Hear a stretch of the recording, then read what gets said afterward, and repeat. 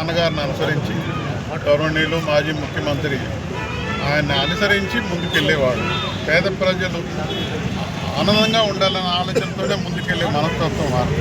మీరు ఒక్క విషయం గమనిస్తే చాలు, జగన్మోహన్ రెడ్డి గారు వచ్చిన తర్వాత ఎన్ని మెడికల్ కాలేజీలు గవర్నమెంట్ కాలేజీలు ఇవ్వడం జరిగింది.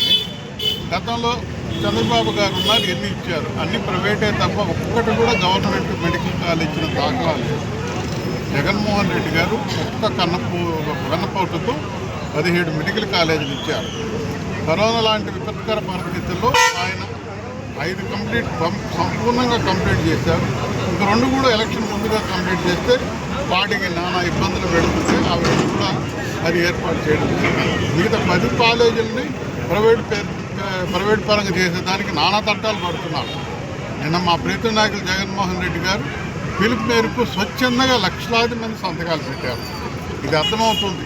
ఇప్పుడు ప్రతి ఒక్కరికి కూడా అర్థమైపోయింది ఎవరు జనాల కోసం పనిచేస్తున్నారు, ఎవరు మాటలు చెప్తారు. ఎలక్షన్ ముందు ఒకటి చెప్తారు, ఎలక్షన్ తర్వాత ఒకటి చెప్తున్నారు. అది అర్థమైపోయింది. మరి ఎలక్షన్ ముందుగా చెప్పలేదు కదా చంద్రబాబు నాయుడు గారు.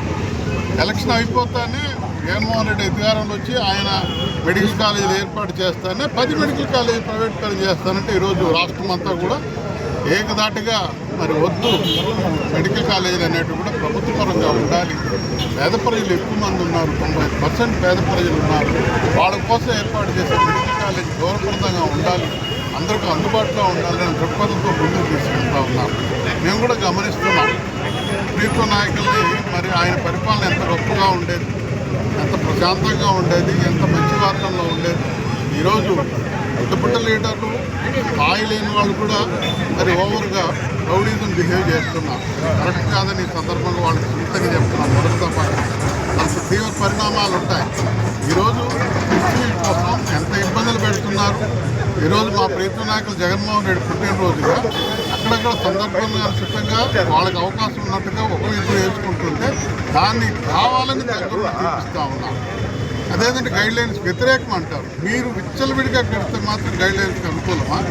ఇతరుల పార్టీ వాళ్ళు గౌరవించకపోతే ఏం సంస్కృతి అది? ఈ రౌడీదాన్ని మేము సహించాం, ఇంకొకటంతా కూడా పెరిగిపారేస్తాం. నేను ఒకటే మనవి చేస్తున్నాను, దేనికైనా సంస్కారం అనేది చాలా ముఖ్యం. మా ప్రీతం నాయకులతో పోటీ పడండి, గౌరవనీయులతో పోటీ పడండి. దేంతో పోటీ పడగలుగుతారు? ఆయన ఇచ్చిన పెన్షన్లేండి, మీరు ఇస్తున్నారు అధికారం, అందరికి ఇస్తామన్నట్టుగా మాట్లాడారు. ఆయన ఇచ్చిన ఎంత గొప్పగా ఎలక్షన్ మొదలు నుంచి మరి చేశాడు.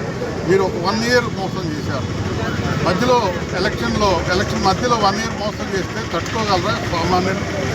1 ఇయర్ ద్రోహం చేశారు, ఎవరికి ఇవ్వలేదు.